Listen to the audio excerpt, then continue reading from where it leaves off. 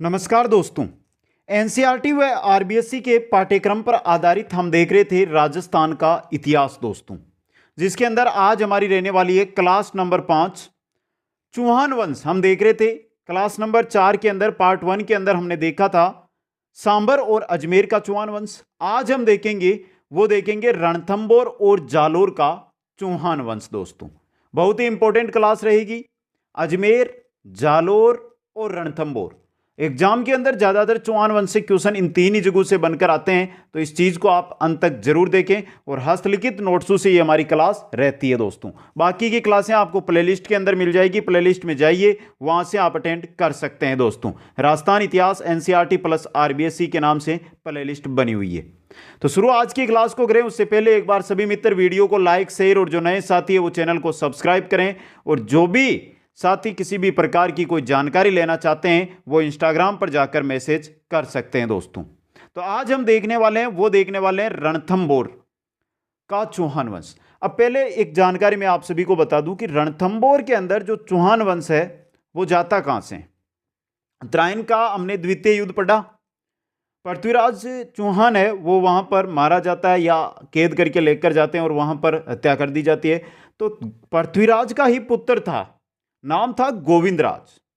पृथ्वीराज चौहान का पुत्र था गोविंदराज, जो कहां पे चला जाता है रणथंभौर। क्यों, यहां पर तो गौरी का शासन हो जाता है, वो चला जाता है रणथंभौर और रणथंभौर में जाकर चौहान वंश की स्थापना करता है दोस्तों। तो देखिए रणथंभौर है सवाई माधोपुर के अंदर। चौहान वंश की स्थापना यहां पर 1194 में, मतलब 1192 के अंदर तो उत्तरायण का द्वितीय युद्ध हुआ था और 1194 के अंदर चौहान वंश की स्थापना हुई। और संस्थापक कौन है? गोविंदराज, जो पृथ्वीराज चौहान तृतीय है उसका क्या था? पुत्र था दोस्तों। अब देखिए कुतुबुद्दीन ऐबक ने गोविंदराज को रणथंभौर राज्य दिया था, यानी कुतुबुद्दीन ऐबक है, उन्होंने दिया था कि आप जाइए और रणथंभौर पर क्या कीजिए, शासन कीजिए दोस्तों। अब देखिए जो नॉर्मल जानकारी है वो ले लेते हैं। और सबसे जो इंपॉर्टेंट अगर हम पढ़ते हैं रणथंभौर का चौहान साम्राज्य, तो उसमें सबसे इंपॉर्टेंट रहता है हमीरदेव चौहान दोस्तों। जो भी क्वेश्चन बनेगा वहीं से आपके बनने वाला है, लेकिन नॉर्मल जानकारी हमको लेनी है दोस्तों। तो देखिए सबसे पहले वहां के शासक बने गोविंदराज। रणथंभौर के चौहानों के क्या है, ये संस्थापक है। रणथंभौर के चौहानों की क्या है, संस्थापक है दोस्तों। इनके बाद वीर नारायण जो समकालीन थे इल्तुतमिश, यानी दिल्ली के सुल्तान थे इल्तुतमिश, वो उनके समकालीन थे वीर नारायण। ये क्वेश्चन एक बार आया हुआ है दोस्तों। इनके बाद बनते हैं बाणभट्ट, जो समकालीन थे बलबन के, दिल्ली सल्तनत के शासक थे बलबन, उनके समकालीन थे आपके बाणभट्ट दोस्तों। इनके बाद जो शासक बनते हैं वो बनते हैं दोस्तों जेतर सिंह। देखिए जेतर सिंह का पुत्र ही है अमीरदेव चौहान। देखिए जेतर सिंह, समय इनका 1250 से 1282 ईस्वी तक दोस्तों। 32 वर्षों के शासनकाल की याद में 32 खंभों की छतरी बनाई गई है, जिसका निर्माण हमीरदेव चौहान ने करवाया दोस्तों। जो जेतर सिंह है इन्होंने 32 साल तक शासन किया था और इन्हीं की 32 वर्षों का जो शासन है, इनकी याद में 32 खंभों की छतरी रणथंभौर के अंदर बनाई गई दोस्तों। इनके पुत्र है हमीरदेव चौहान। अब चलते हैं हमीरदेव चौहान की ओर। देखिए हमीरदेव चौहान, समय इनका 1282 से लेकर 1301 तक। 1282 में ये शासक बनते हैं, 1301 तक क्या रहते हैं, ये शासक रहते हैं। 1301 के अंदर यहां पर कुतुबुद्दीन ऐबक है, उसके द्वारा आक्रमण किया जाता है और यहां पर केसरियां, और जो आप ये मानो केसरियां यानी शाखा हो जाता है दोस्तों। यहाँ केसरियां प्लस जोर प्लस यानी शाखा हो जाता है। हमीरदेव चौहान के पुत्र पिता है वो है जेतर सिंह, माता का नाम है हीरा देवी। माता का क्या नाम है मित्रों? हीरा देवी। इंपॉर्टेंट क्वेश्चन दोस्तों। अब देखिए अन्य जानकारी के बारे में बात करते हैं हमीरदेव चौहान की। हमीरदेव चौहान की पत्नी थी रंगदेवी, पुत्री थी देवल दे, जिसने पद्मला तालाब है उसमें कूदकर क्या की थी, आत्महत्या की थी। यह भी इंपॉर्टेंट क्वेश्चन आपके लिए बन सकता है दोस्तों। आगे देखिए इनके गुरु थे राघव देव, दरबारी कवि थे बीजादित्य। दरबारी कवि, यह क्वेश्चन बन सकता है आपके, दरबारी कवि बीजादित्य। इनको उपाधि थी वो थी हमीर हट की, हटी हमीर या हमीर हट की इनको क्या थी, उपाधि दी गई थी दोस्तों। हमीर हट की इंपॉर्टेंट है। हमीर हट एक ग्रंथ भी है चंद्रशेखर का। किनका है? चंद्रशेखर का दोस्तों। आगे देखिए इन्होंने यज्ञ का आयोजन किया था, कोटिजन्य यज्ञ इन्होंने किया था, जिसका राजपुरोहित था विश्वरूपम। यह क्वेश्चन विश्वरूपम वाला आया हुआ है कि हमीर ने जब कोटिजन्य यज्ञ का आयोजन किया तो उसका राजपुरोहित कौन था? विश्वरूपम। कौन था मित्रों? विश्वरूपम। अब देखिए यहां से हम बात कर लेते हैं हमीर की जानकारी हमें कौन कौन से ग्रंथों से मिलती है। तो देखिए, हमीर महाकाव्य यह है नयन चंद्र सूरी का, हमीर हट है चंद्रशेखर का, हमीर रासो है सारंगधर 13वीं शताब्दी में लिखा गया, हमीर रासो दूसरा जो जोधराज का है 18वीं शताब्दी में लिखा गया। कंफ्यूज मत हो जाना, दोनों अलग अलग है। ये दोनों क्वेश्चन आपके लिए इंपॉर्टेंट बन सकते हैं दोस्तों। आगे देखिए, हमीरायण है बढ़ाऊ व्यास का, और हमीर बंधन है अमृत कैलाश का। जो हमीर बंधन है वो किसका है? अमृत कैलाश का दोस्तों। यह हमीर के बारे में हमें जानकारी मिलती है। अब देखिए मित्रों, अब हम चलते हैं जो हमीर को लेकर विवाद हुआ, उसके बाद जो युद्ध होता है उसकी ओर दोस्तों। आगे चलिए मित्रों, देखते हैं हमीर देव चौहान और जलालुद्दीन खिलजी के मध्य हुआ, और ये एक क्वेश्चन बना है। ये क्वेश्चन बहुत एग्जामों में आया है, बहुत सारे साथी इसको क्या कर देते गलत, कि रणथंबोर पर किस मुगल शासक ने सबसे पहले अटैक किया था। उसमें रहता है आपके जलालुद्दीन खिलजी भी रहता है और कुतुबुद्दीन ऐबक भी रहता है। यह आपको सोचकर उत्तर देना है, इसका सोचकर ही उत्तर देना है कि आप कैसे इसको कर सकते हो। जलालुद्दीन खिलजी रहता है, इसके अलावा कुतुबुद्दीन ऐबक भी रहता है, तो यह आपको सोचना है कि इसका उत्तर आप कैसे देते हैं, कैसे नहीं देते हैं दोस्तों। देखिए यहां से आप जब समझेंगे तो आपको अपने आप पता चल जाएगा। सबसे पहले देखिए, जलालुद्दीन का पहला आक्रमण हुआ था 1290 ईस्वी में। 1282 में ये शासक बन गए थे, 1282 में ये शासक बने, और 1290 ईस्वी में जलालुद्दीन ने पहला आक्रमण किया, जाहिन दुर्ग पर किया, और जाहिन दुर्ग पर क्या कर लिया? अधिकार। ये जाहिन दुर्ग ही है मित्रों, ये जाहिन दुर्ग ही है जिसको रणथंबोर दुर्ग की कुंजी कहा जाता है। क्या कहा जाता है? रणथंबोर दुर्ग की कुंजी इसको कहा जाता है दोस्तों। अब देखिए, यहां से जाहिन का दुर्ग है वो जीत लिया। जीतने के बाद फिर 1292 का समय आता है और जलालुद्दीन खिलजी का रणथंबोर पर आक्रमण होता है। रणथंबोर पर आक्रमण होता है, लेकिन इस बार क्या होती है? उनको सफलता नहीं मिलती, यानी असफल रहते हैं दोस्तों। जलालुद्दीन है वो क्या करते हैं? रणथंबोर पर आक्रमण करते हैं, और पहले खिलजी सुल्तान है जिन्होंने रणथंबोर पर आक्रमण किया। तो आपका पहला क्वेश्चन यहां से कंप्लीट हो गया, जो मैंने आपको बताया था। जलालुद्दीन पहले खिलजी सुल्तान जिन्होंने किस पर किया है? रणथंबोर पर आक्रमण किया है दोस्तों। अब देखिए आगे इसके, यहां से देखिए, आखिर में जलालुद्दीन खिलजी ने रणथंबोर से अपना घेरा हटा लिया, और जब जलालुद्दीन घेरा हटा रहे थे उन्होंने क्या कहा था?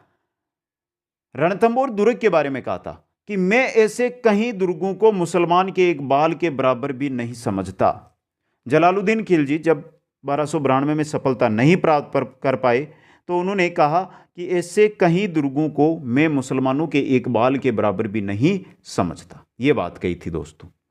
इसके बाद समय आता है अलाउद्दीन खिलजी का। जलालुद्दीन के बाद कौन आते हैं? अलाउद्दीन खिलजी दोस्तों। हमीर देव चौहान वर्सेज अलाउद्दीन खिलजी।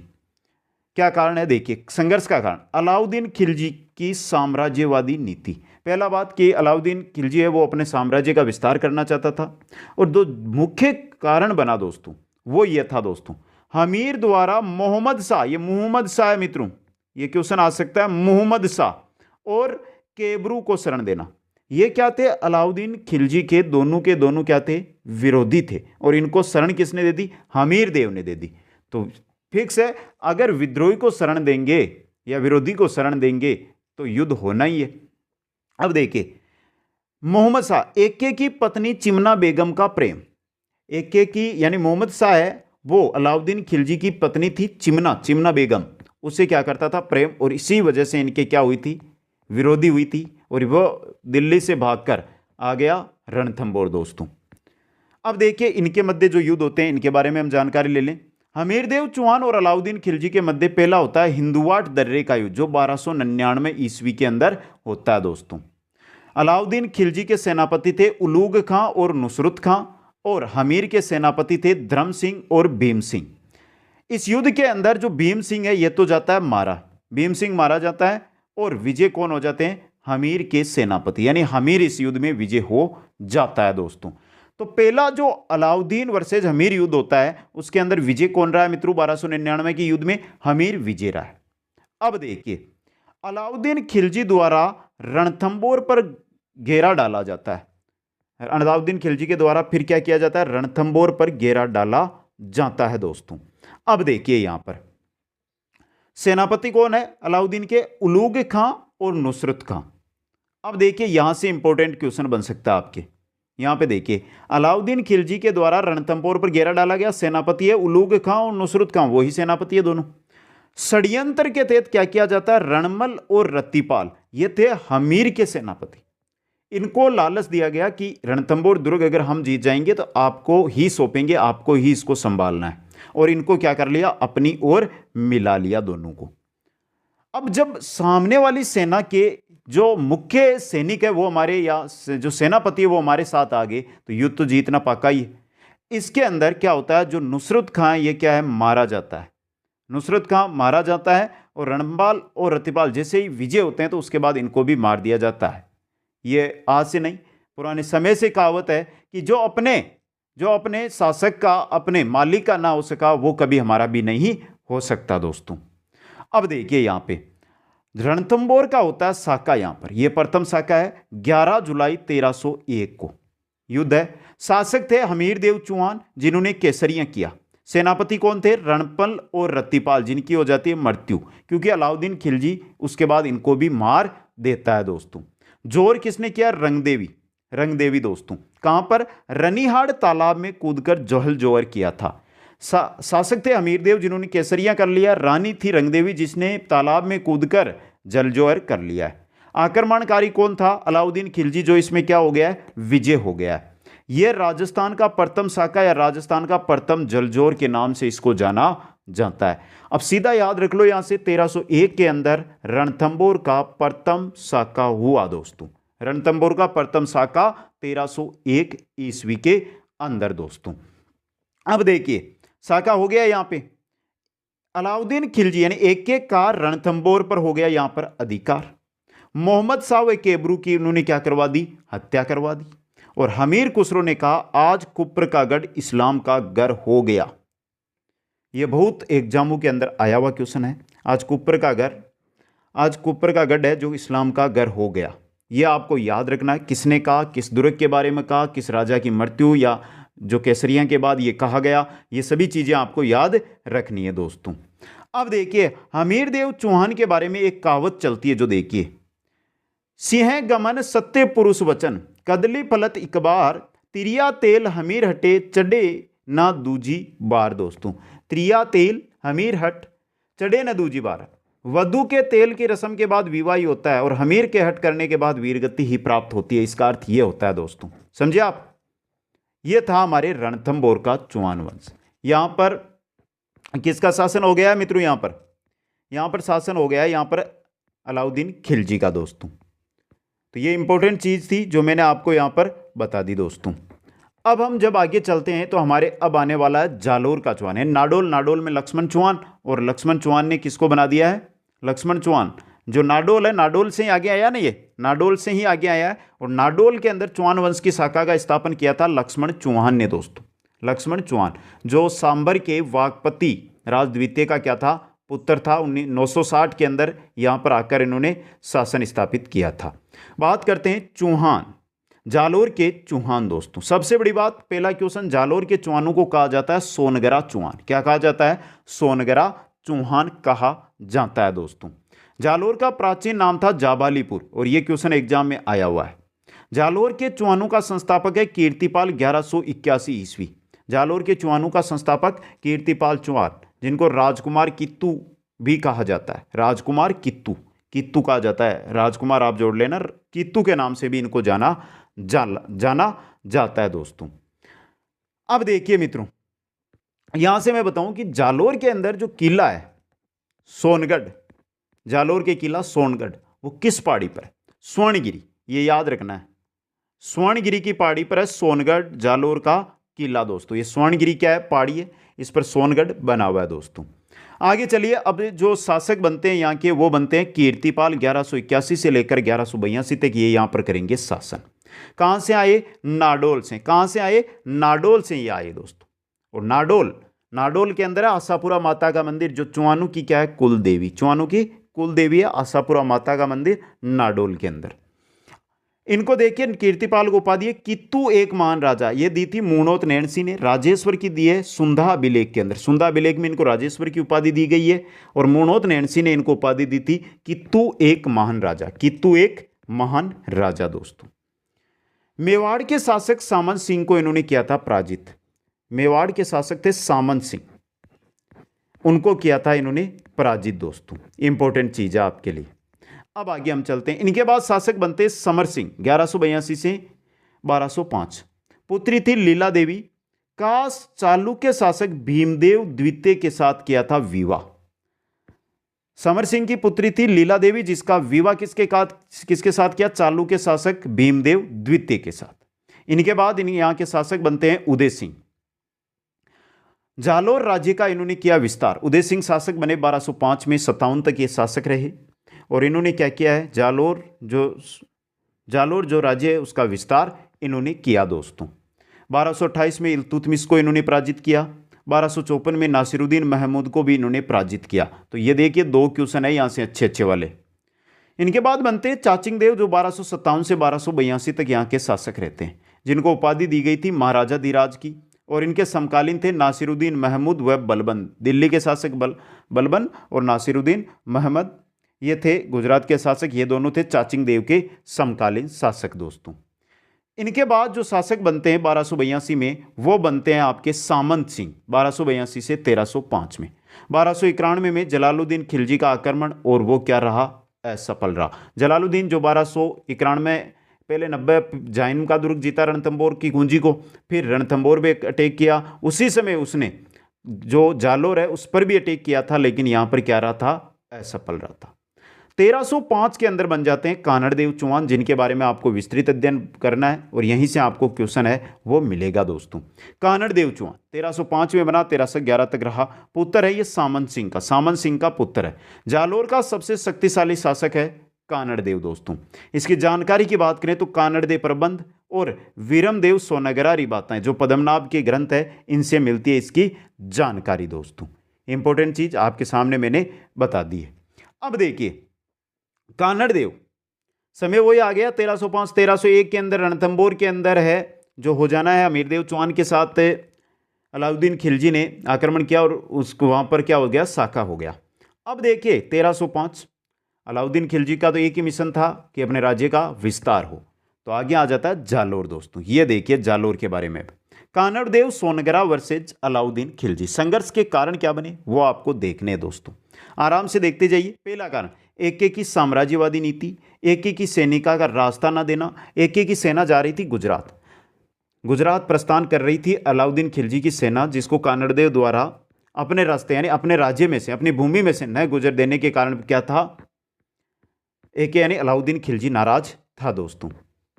इंपॉर्टेंट चीज आपके लिए ये। आगे देखिए एके की पुत्री फिरोजा का वीरमदेव से प्रेम प्रसंग। जो फिरोजा है ना ये अलाउद्दीन की पुत्री थी, और वीरमदेव है ना ये किसका पुत्र था? कानड़देव सोनगरा का पुत्र था। इन दोनों के मध्य क्या था? प्रेम संघर्ष था दोस्तों। समझे आप? प्रेम चलता था इसी वजह से दोस्तों। अब देखिए 1305 में अलाउद्दीन खिलजी ने एन उल मुल्क मुल्तानी को जालोर भेजा। एन उल मुल्क मुल्तानी को जालोर भेजा कब? 1305 में, जब ये शासक बना उसी समय दोस्तों। अब देखिए जब शासक भेजा, यहां से समझना आपको, यहीं से जो युद्ध है उसका कारण समझ में आने वाला आपको। 1305 में एन उल मुल्क मुल्तानी जालोर आया।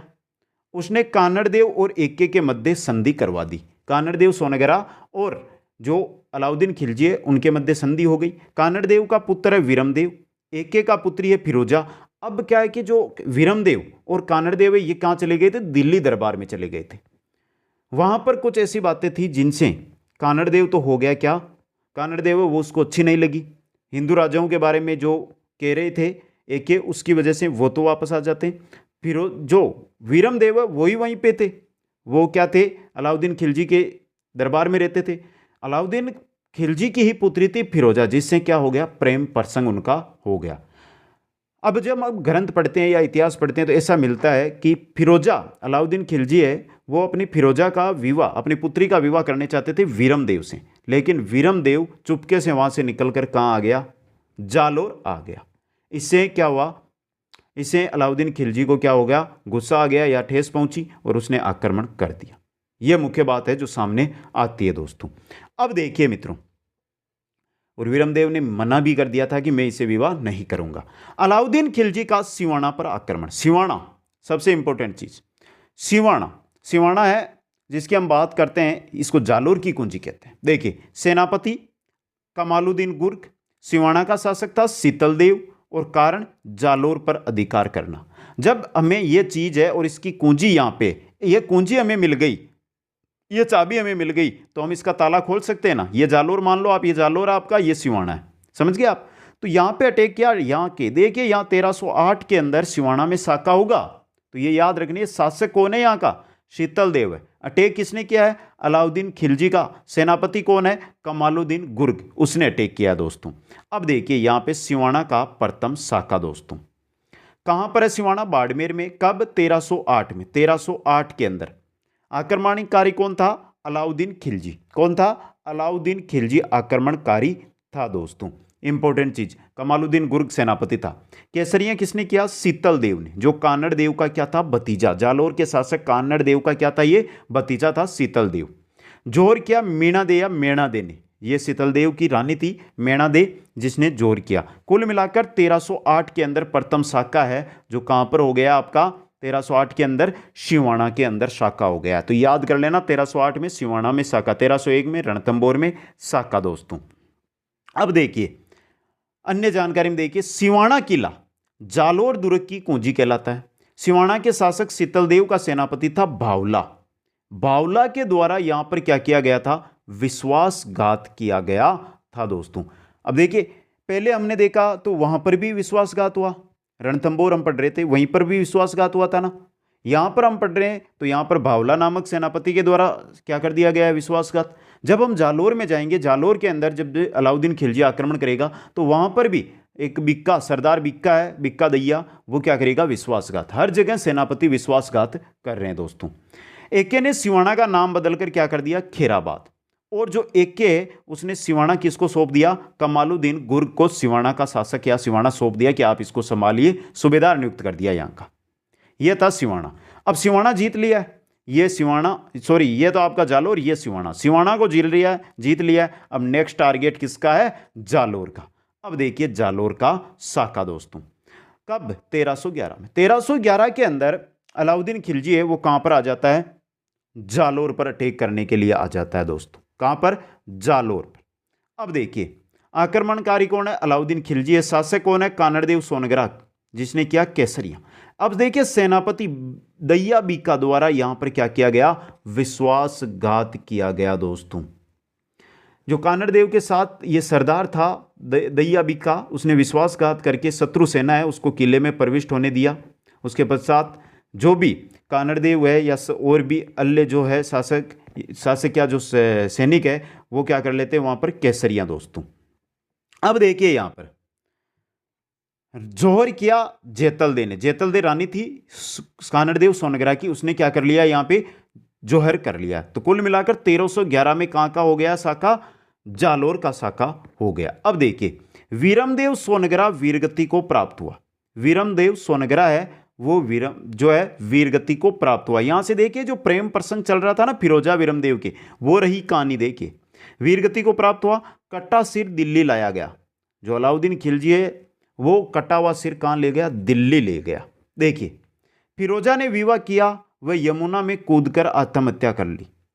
कटा हुआ सिर था, उसके साथ फिरोजा ने विवाह किया था और फिर यमुना नदी के अंदर कूदकर क्या कर ली, फिरोजा ने आत्महत्या कर ली दोस्तों।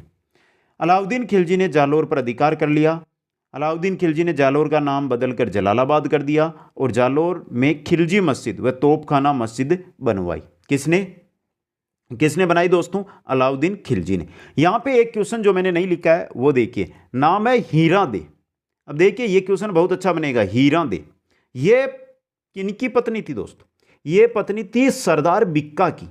और सरदार बिक्का है ना, जो विश्वासघाती दैया सरदार है ना बिक्का, उसकी हत्या उसकी ही पत्नी हीरादेई ने की थी दोस्तों, याद रखना है आपको। और ये था आपका जालोर का चौहान वंश। तो रणथंभौर और जालोर का चौहान वंश हमने पढ़ लिया है। सिरोही के जो चौहान वंश है उससे कोई विशेषकर क्वेश्चन बनते नहीं है, जबकि कोई क्वेश्चन बनता है तो मैं आपके क्वेश्चन आंसर हम जब पढ़ेंगे वहां पर लेकर आ जाऊंगा। नेक्स्ट जो हमारी क्लास रहेगी उसके अंदर हम पढ़ने वाले हैं जो बूंदी कोटा के अंदर चौहान वंश है उनके बारे में दोस्तों। तो क्लास आपको कैसी लगी एक बार कमेंट करके जरूर बता दें। वीडियो को लाइक शेयर और जो नए साथी है वो चैनल को जरूर सब्सक्राइब करें। आप सभी को बहुत बहुत धन्यवाद। जय हिंद, जय भारत।